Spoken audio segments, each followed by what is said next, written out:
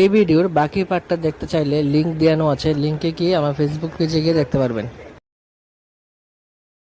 সবার কাছে ভিডিওটা ভালো লাগলে subscribe, follow and comment, like করে দেবেন।